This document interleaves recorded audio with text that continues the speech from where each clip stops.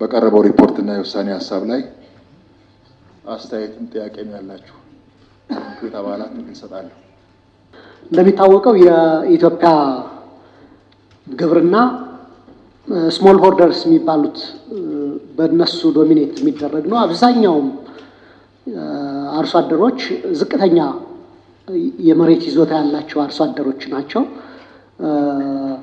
ከሱ ጋር ተያይዞ የካፒታል አቅማቸው፣ የፋይናንስ አቅማቸው፣ ቴክኖሎጂዎችን የመጠቀም አቅማቸውም ሊሚትድ እንደሆነ ከኔ በፊት የተናገሩት የተከበሩ የምክር ቤት አባላትና በዘርፉ ሙያ ያላቸው አስተያየት ሰጠውበታል።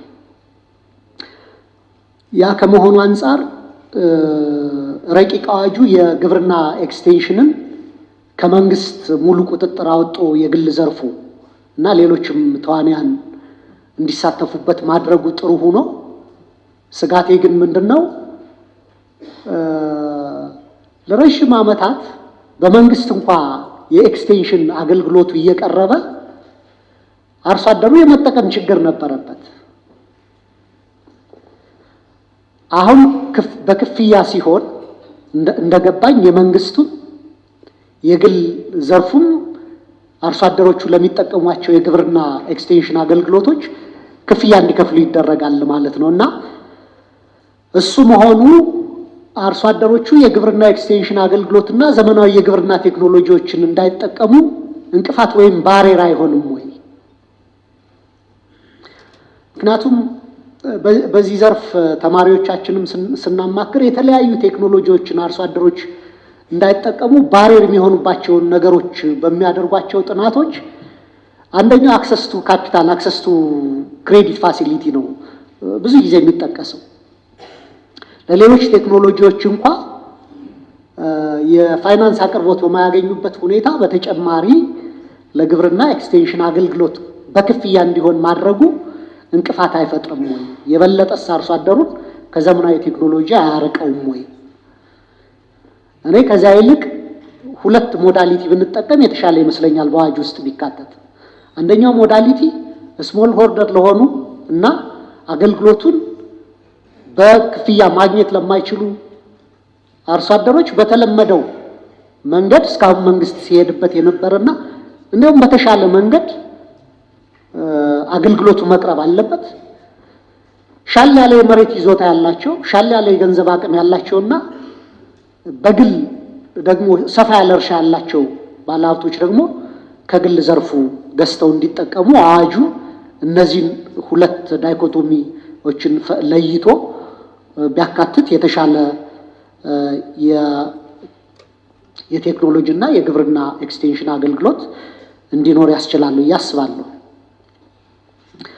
ሁለተኛው ስለ ግብርና ኤክስቴንሽን ፈንድ ጉዳይ አወቃቀሩን በተመለከተ ነው።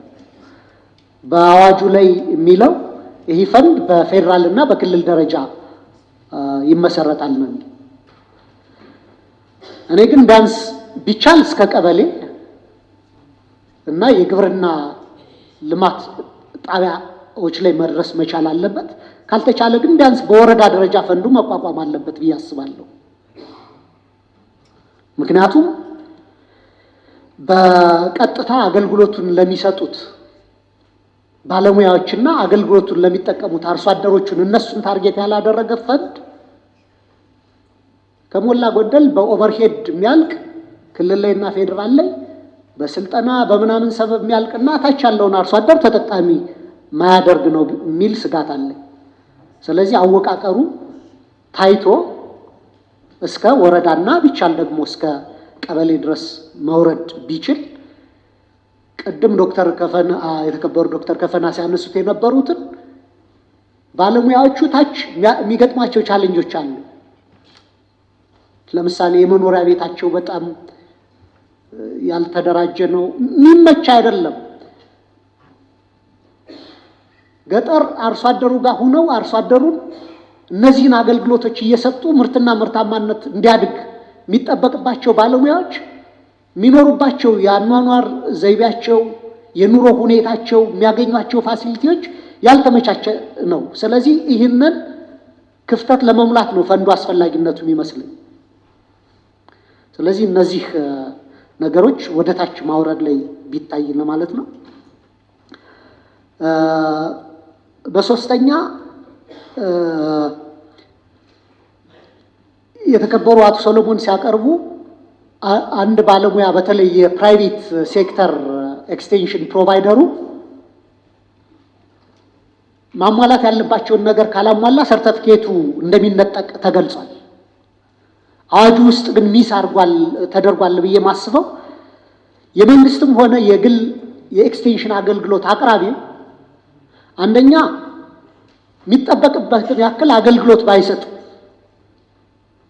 ኤክስቴንሽን ቪዚቶች ይታወቃሉ። ለእያንዳንዱ የግብርና ፓኬጅ ለምሳሌ ለሰብል አንድ የግብርና አገልግሎት አቅራቢ ምን ያክል ጊዜ ቪዚት ማድረግ እንዳለበት ፋርማሩንና ምን ያክል ጊዜ አርሶ አደሩን ማማከር እንዳለበት ይታወቃል።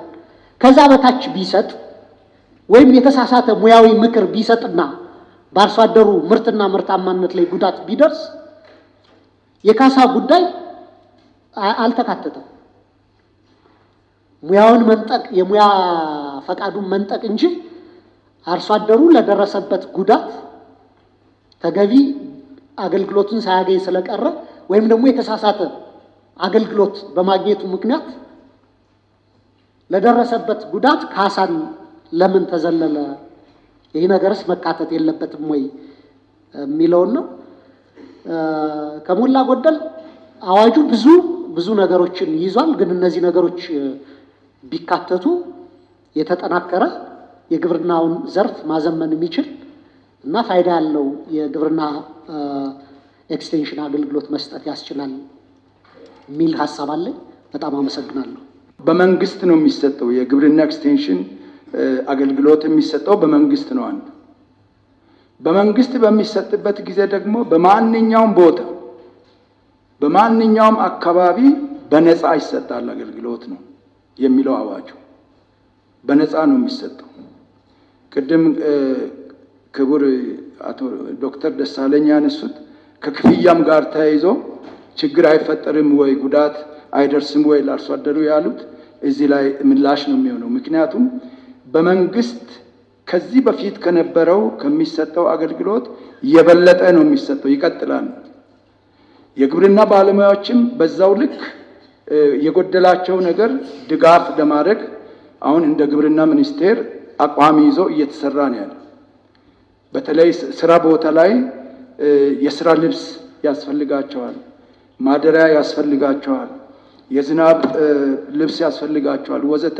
እያንዳንዱ ነገር አሁን ተጠንቶ እንዲፈታ ተቀምጧል። እነሱንም ሞቲቬት ለማድረግ በዛው ልክ አሁን እየተሰራ ነው ያለውና እነሱን በዛ እየተሰራ ያለ ግን ይሄኛው አማራጭ ነው ለአርሶ አደራችን የተቀመጠው የሚለውን ለማንሳት ነው። መንግስታዊ ባልሆኑ ድርጅቶች አገልግሎት አቅራቢዎች በነፃም አገልግሎት የሚሰጥ ካለ መስጠት ይችላል።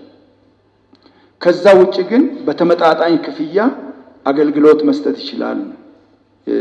አዋጁ ላይ የተደነገገ በተመጣጣኝ ክፍያ ካልቻለ ደግሞ ክፍያ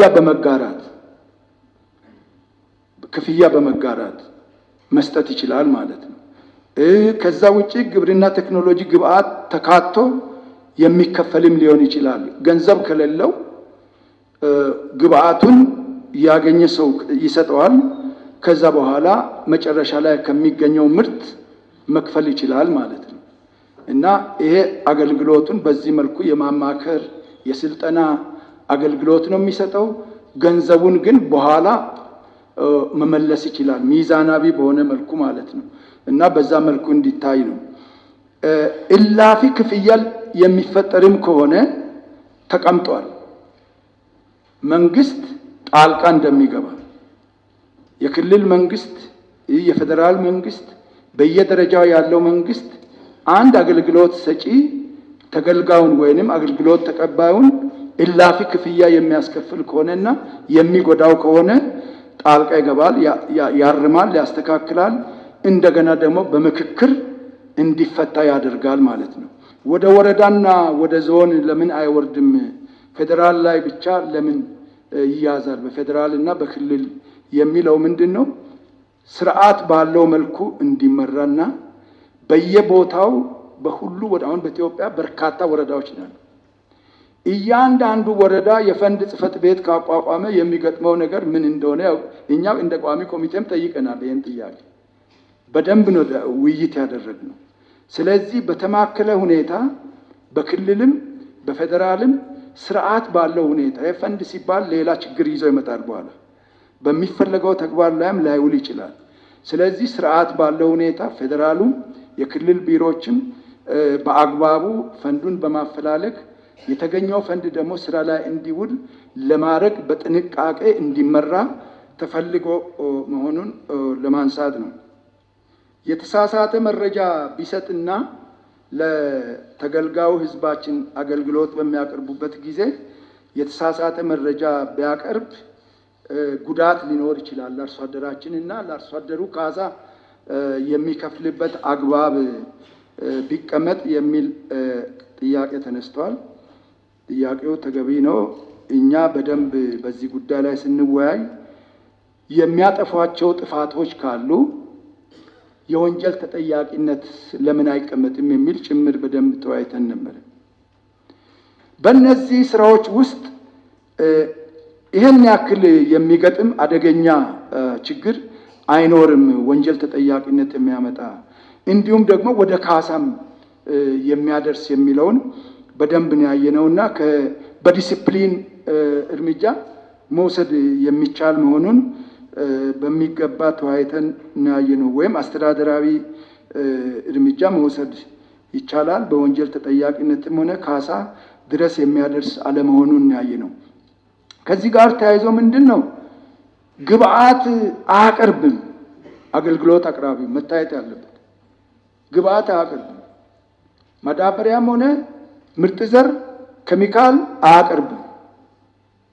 የሚያቀርበው ምንድን ነው? የማማከር አገልግሎት፣ የስልጠና አገልግሎት እንዴት እንደሚጠቀም ነው እና ትስስር ግን ይፈጥርለታል።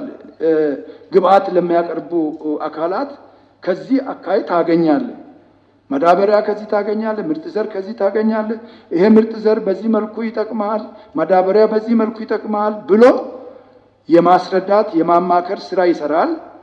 ግን ቀጥታ ራሱ ግብአት አቅርቦ አይሸጥም ማለት ነው። ግብአት አቅርቦ የሚሸጥ ሌላ አካል መንግስትም ሆነ መንግስታዊ ያልሆነ ድርጅት ከሆነ የመጣው ግብአት ለሚፈጥረው ችግር ለአርሶ አደሩ ኪሳራ ተጠያቂ የሚሆነው ያ አካል ነው እንጂ ይሄ የኤክስቴንሽን አገልግሎት ግብአት ከማሰራጨት ጋር ተያይዞ አይደለም። ግብአት የማስተዋወቅ ስራ ነው የሚሰራውና በዛ መልኩ ብያዝ የሚለውን ለማንሳት ነው። የግብርና ጉዳዮች ቋሚ ኮሚቴ ያቀረበው ረቂቅ አዋጅ አዋጅ ቁጥር 1411 ህዝባር 2018 ሆኖ መጽደቁን የምንደግፍ። አመሰግናለሁ። ተቃውሞ የለም። ድምጽ ታቅቦ የለም። ስለዚህ የባለብዙ ተዋናያን የግብርና ኤክስቴንሽን አገልግሎትና አስተዳደር ረቂቅ አዋጅን አስመልክቶ የቀረበው ረቂቅ አዋጅ አዋጅ ቁጥር 1411 ህዝባር 2018 ሆኖ በሙሉ ድምጽ ጸድቋል።